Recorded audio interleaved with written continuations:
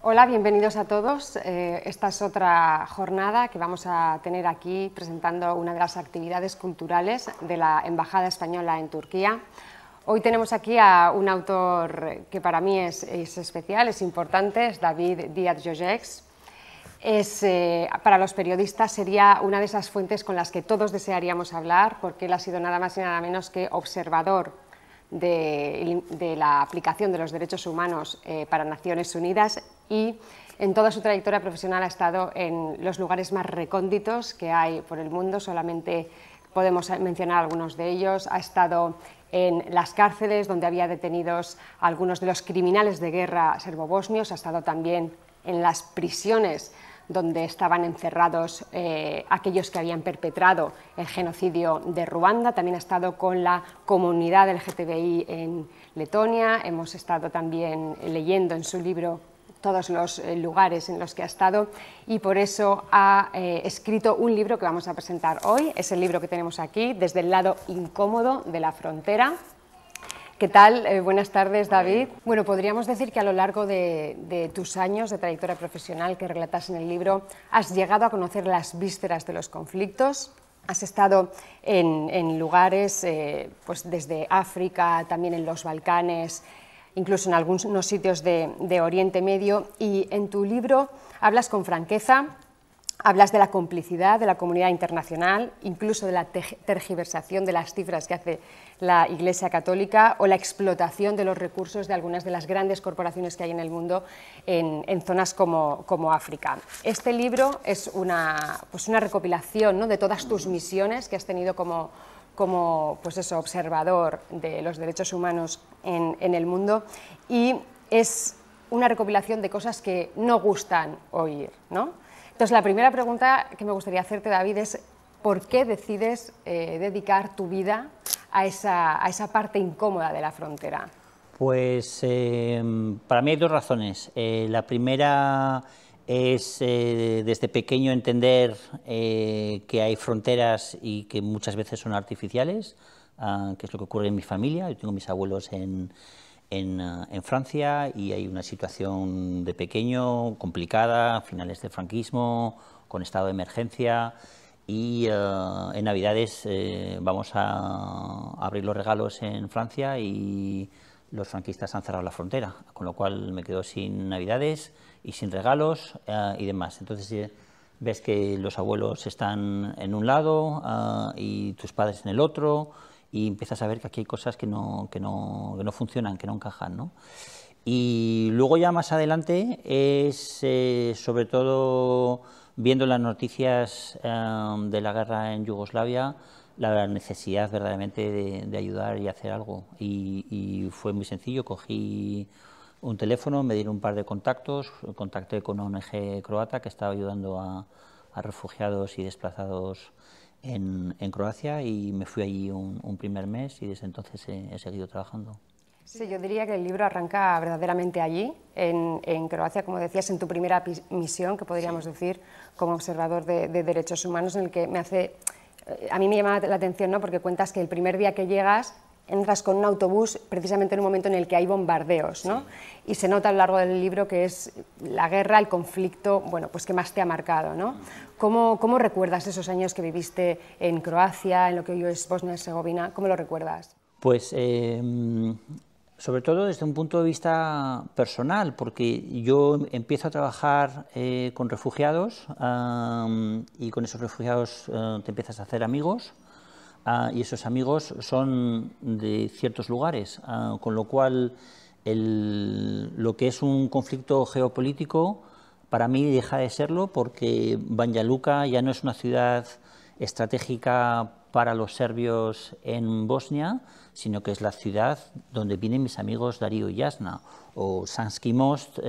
Si se libera o no libera, eso va a suponer que mi amigo Enes vaya a poder volver a casa, o se va a tener que ir a exiliar en un tercer país, ¿no? Con lo cual hay un elemento personal donde ya deja de ser geopolítica y empiezas a entender que esto no son grandes líneas de historia, sino que esto tiene impacto muy, muy concreto en gente muy, muy concreta. Sí, en los siguientes capítulos también queda patente esa labor que tienes como mediador en la resolución de conflictos. Hablas concretamente de una operación que hiciste con tus compañeros que duró 2 años de investigación, de documentación, para devolver las viviendas a sus propietarios originales después de las expulsiones étnicas que se habían hecho en varias zonas, y incides mucho en eso, lo explicas. La pregunta es, dentro de la resolución de conflictos, alguien como tú, que me imagino que tenían unas aspiraciones muy elevadas, ¿queda satisfecho en cómo se produce, pues eso, la resolución del conflicto de la guerra de los Balcanes? Yo creo que la respuesta es no, porque las guerras destrozan no solamente los edificios, sino todo el tejido social, ¿no? Y luego las heridas marcan de forma profunda.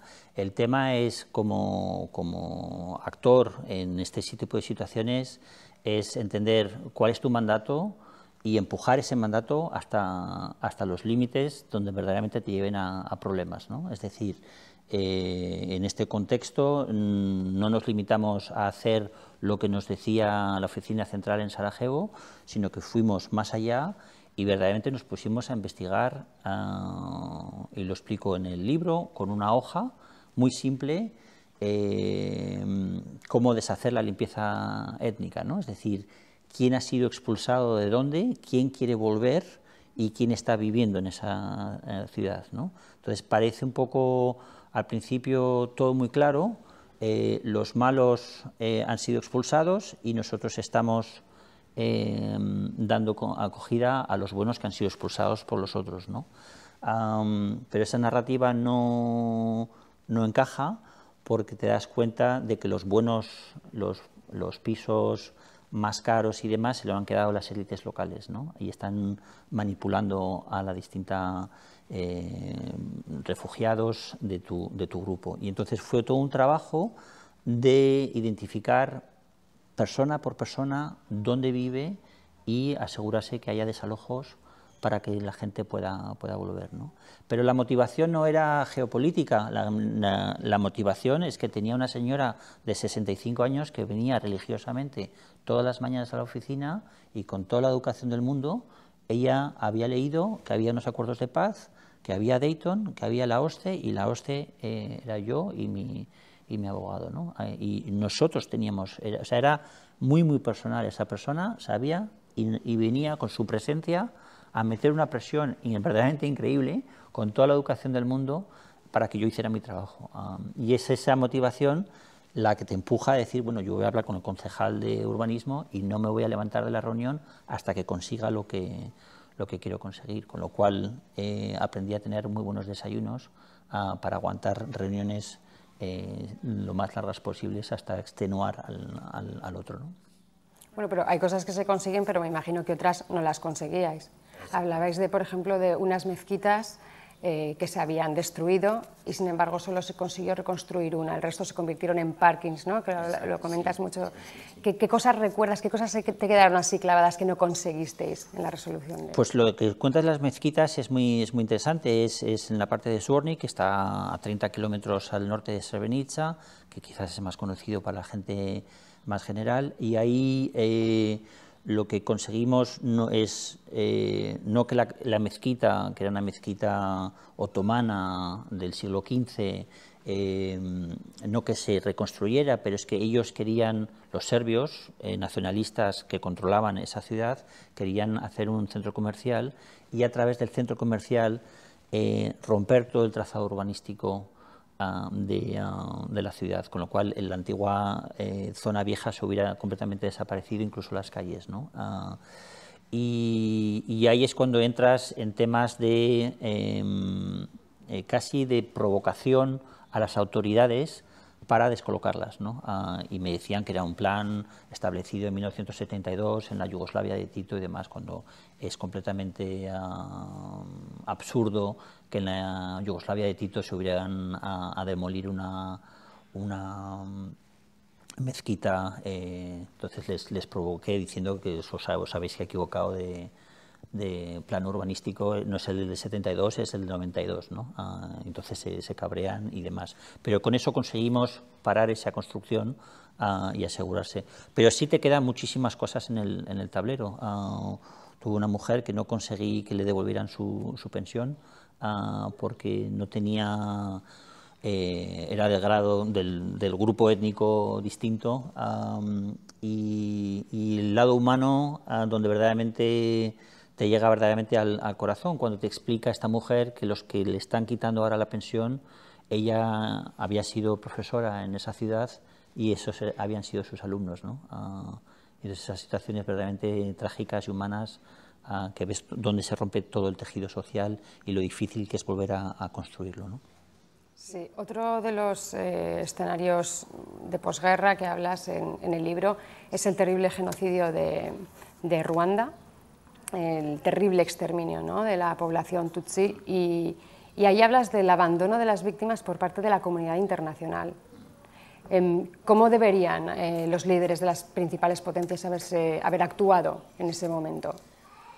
Bueno, hay temas muy complejos, ¿no? El más complejo de todos es la intervención que tuvo Francia con la operación turquesa, supuestamente en ayuda humanitaria, pero que en realidad lo que hizo fue parar la ofensiva Tutsi, que es la que estaba parando el genocidio, ¿no?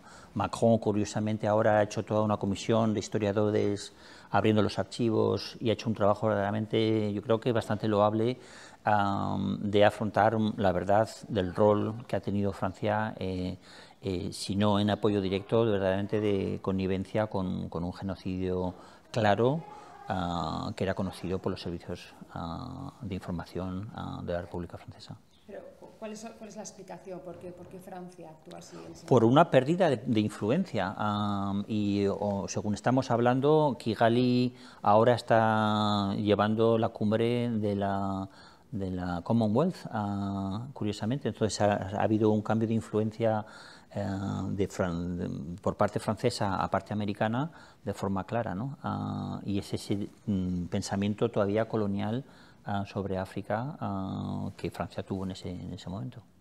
En todo ese tiempo, en los años 90, ¿no? Que bueno, la guerra de los Balcanes era la primera guerra que había en Europa después de la Segunda Guerra Mundial. Era otra manera, ¿no?, de resolver los conflictos. Parece que ahora estamos en un momento de mayor militarización, ¿no?, que se están militarizando todas nuestras fronteras, se están ampliando las organizaciones militares. Incluso, bueno, hemos vivido en los últimos años guerras que parece que nunca terminan, ¿no?, la guerra de Siria, Yemen, en las que los intentos de establecer unas negociaciones de paz han fracasado. Parece que la sociedad de naciones en toda esta cuestión sí que está fracasando. ¿Crees que nos dirigimos hacia una nueva era?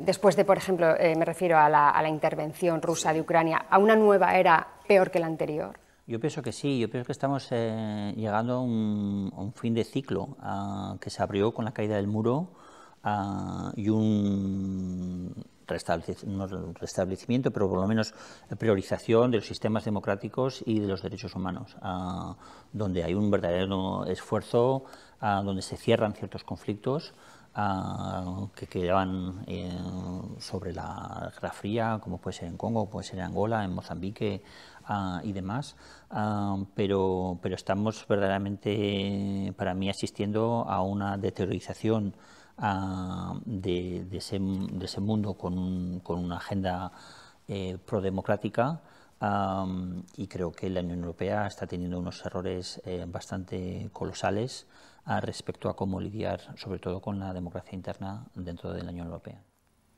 Sí, también hay otras partes de tu libro que son aplicables a la estricta actualidad. Hablas de esas políticas contra las supuestas minorías de Francia.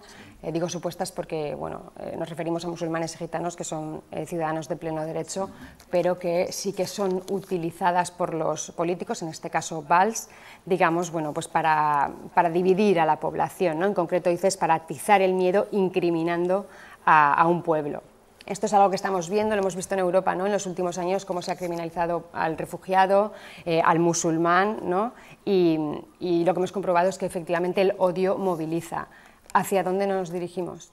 Bueno, yo creo que nos dirigimos más en esa dirección que en la contraria. Estamos viendo cómo los líderes, y Manuel Valls es un caso muy concreto, de que en vez de liderar explicando a la opinión pública lo que es positivo y lo que no es negativo, estamos viendo que los políticos, en vez de enfrentarse a la opinión pública y decir qué es lo que piensan, están simplemente siguiendo las encuestas. Y entonces, a mí me faltan políticos que verdaderamente se enfrenten y sean capaces de decir a la gente las cosas que no quieren oír. Y ahí es donde muestras liderazgo, ¿no? Se ve en una famosa película con Mandela, con un tema menor, pero también es un tema importante de cómo integrar a la minoría blanca en Sudáfrica una vez que tienen el poder, ¿no? O lo ves con Mitterrand, que no es un presidente de mi elección, pero lo ves con Mitterrand, sus primeras medidas es la abolición de la pena de muerte en Francia, con 80% a favor de la pena de muerte. Esto ahora sería impensable que un político, su primera posición fuera algo que el 80% de la gente... entonces yo echo de menos esos políticos que se enfrenten y digan y lideren con moderación hacia elementos que respeten los derechos humanos. Pero si te fijas, los políticos, cuando se meten con gente, tienden a meterse con los más vulnerables.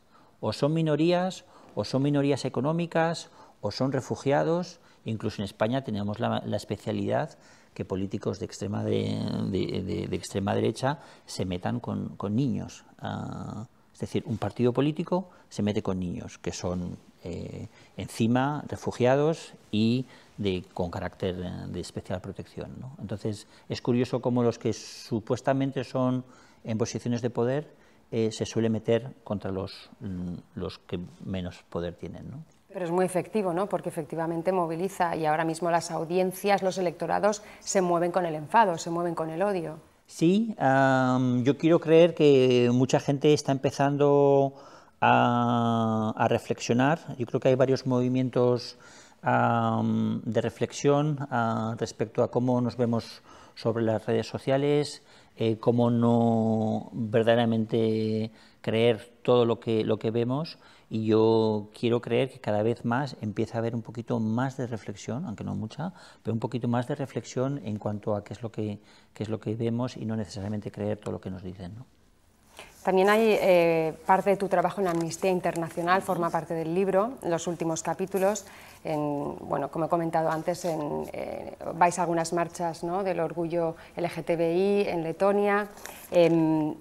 La pregunta es, bueno, realmente en Amnistía también hay un capítulo en el que hablas del atentado que hay en Madrid, ¿no?, el 11 de marzo de 2004, y un poco toda la cuestión de ETA, ¿no? O sea, al principio se pensaba que era ETA, después empezaron a aparecer pruebas en las que se comprobó que la motivación era yihadista. Entonces, dentro de Amnistía, ¿cuál fue el papel que tuvieron en el proceso de paz? Vale. Hay varios temas. Sobre las marchas Orgullo, verdaderamente un trabajo de reflexión, de decir dónde puede estar Amnistía para que hagamos una diferencia, ¿no? Y escogimos los países bálticos, que eran muy homófobos, y como en 20 años eso se ha dado la vuelta gracias a sobre todo los activistas locales, pero con apoyo de Amnistía, y Amnistía movilizando también a las distintas capitales, ministerios de Asuntos Exteriores y demás, para que los embajadores estuvieran presentes y demás, ¿no?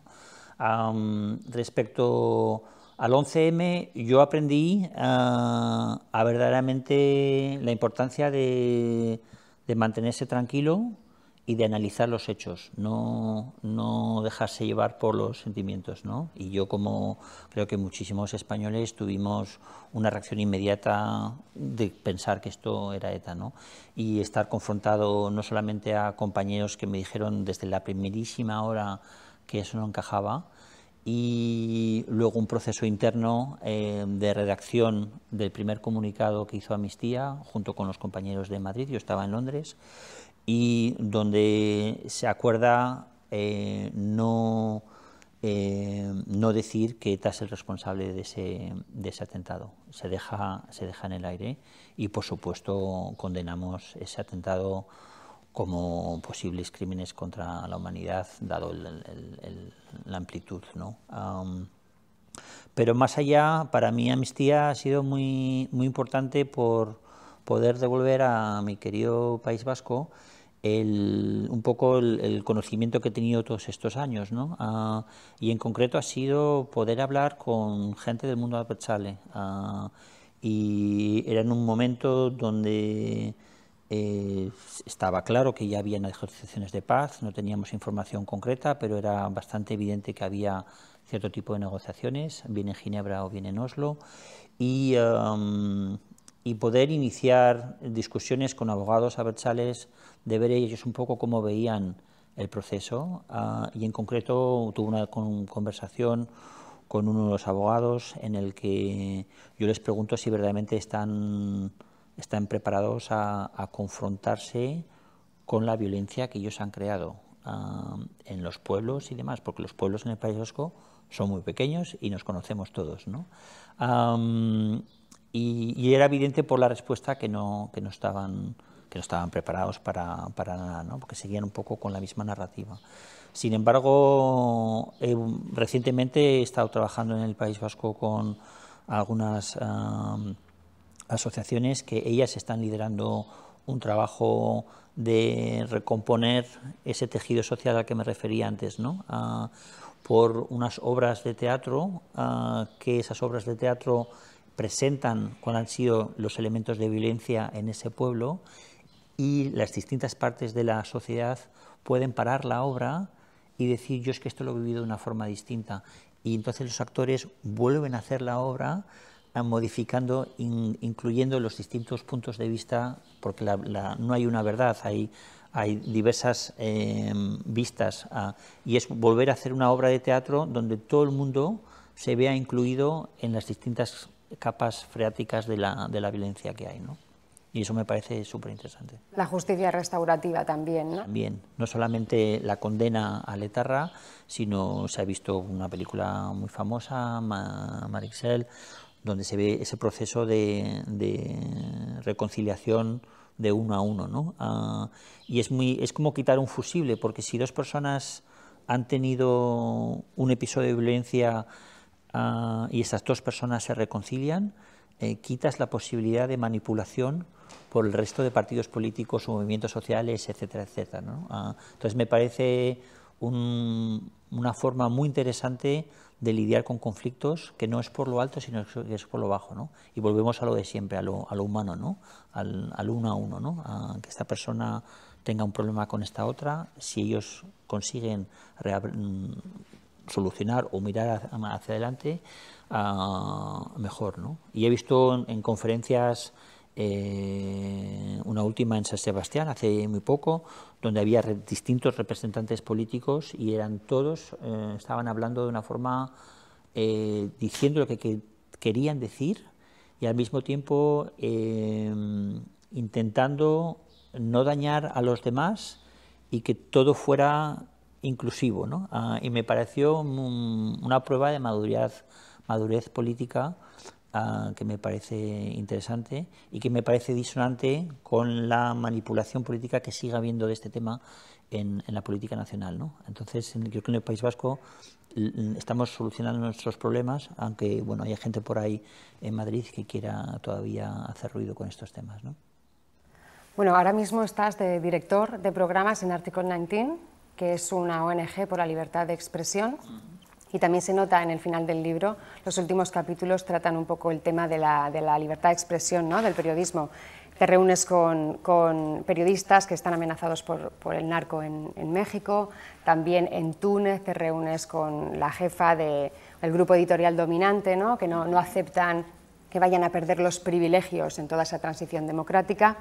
Entonces, bueno, se nota, ¿no? que ahora te estás dedicando a eso, al tema de la prensa. Todos sabemos que ya la información no se consume solamente en los medios principales, ahora mismo hay otras plataformas, como hablamos lo de siempre, ¿no? Lo de las redes o también Internet, donde se consume la información y donde esta información pues no tiene filtro, ¿no? Entonces aparece la gran arma de la desinformación, que es utilizada no solamente por políticos, sino también por corporaciones.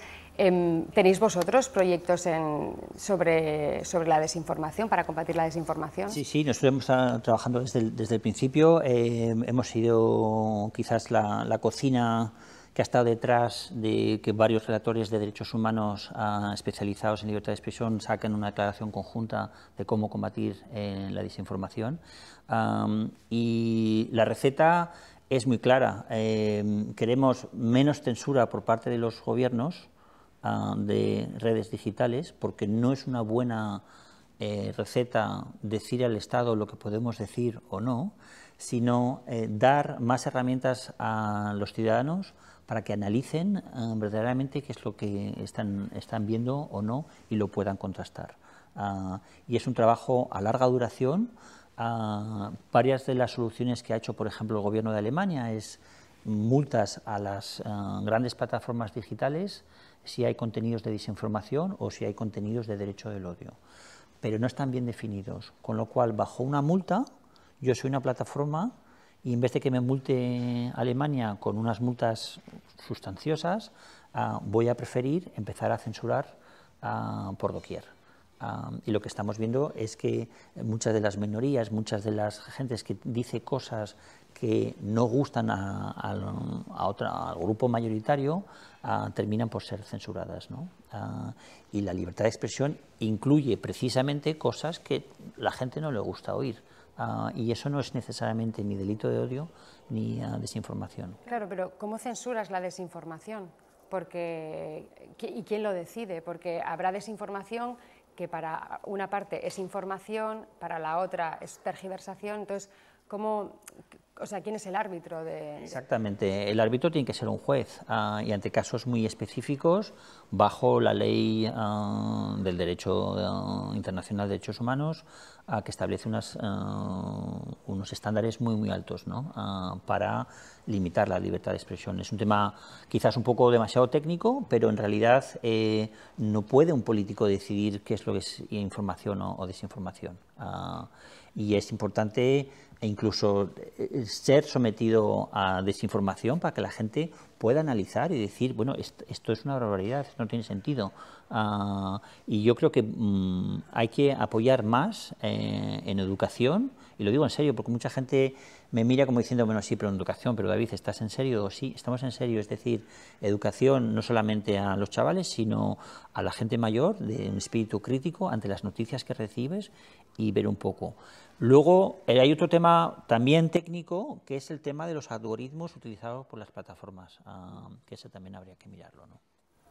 Bueno, al final siempre se dice, ¿no?, que es Rusia un poco quien está en cabeza de la desinformación. Me imagino que vosotros estaréis analizando todo lo que ocurre en las redes, en los medios de comunicación.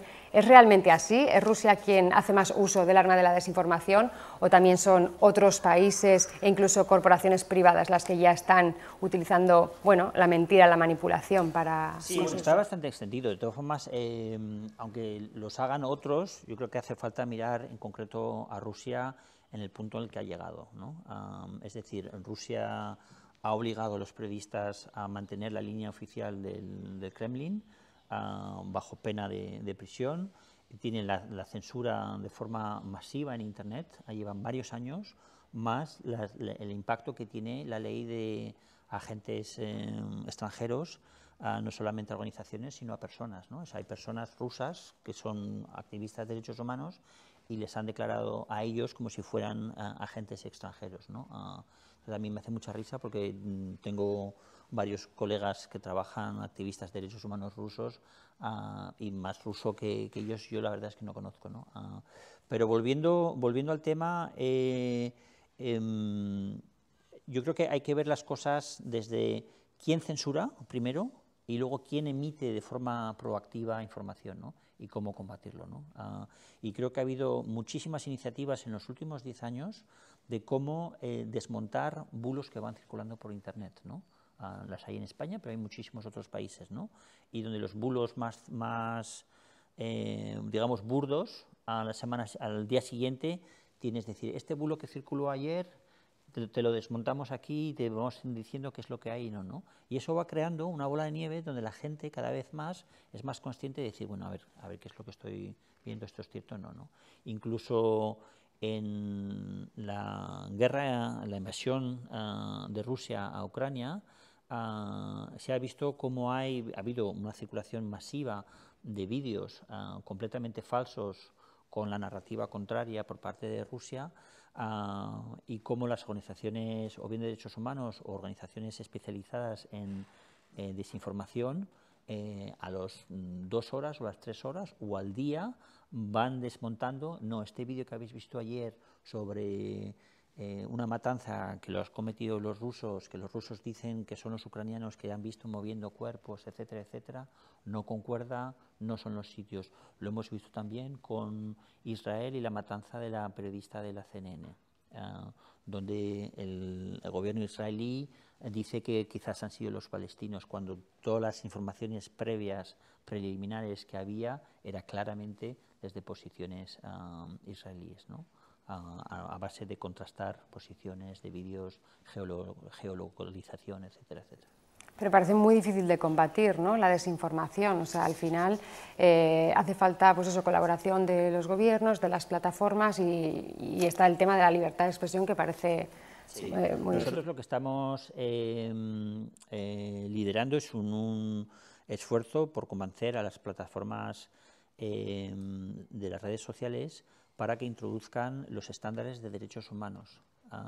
Y no esto es, puede hacer daño, ¿no? Los británicos acaban de sacar una ley, leyes contra el daño posible en Internet, ¿no? Pues hay cosas que ya hay estándares claros, ¿no? Como por ejemplo quitar información sobre suicidio porque puede afectar a los jóvenes, etcétera, ¿no? O pornografía porque puede afectar a los chavales y demás. Pero más allá, cuando ya entramos en temas políticos, hay que tener mucho cuidado, porque muchas de las cosas que yo puedo pensar pueden ser molestar a muchísima gente, pero es que tengo derecho yo a expresar lo que digo, ¿no? Y volvemos otra vez a lo mismo, ¿no? A volver a los derechos humanos, a los estándares específicos de libertad de expresión y asegurarnos que esos sean respetados, ¿no? Y al mismo tiempo eliminar los contenidos que puedan hacer daño o que puedan llamar a la violencia contra un grupo determinado, etcétera, etcétera, ¿no? Que ha habido casos donde, pues, por ejemplo, en Hungría ha habido casos donde alcaldes han llamado a una población que ya estaba muy en manifestación contra los gitanos, les ha incitado directamente a hacer un pogrom contra la comunidad gitana, ¿no? Ese es el tipo de discurso que es tan nocivo que hace falta limitar, ¿no? Y los estándares están muy claros ahí.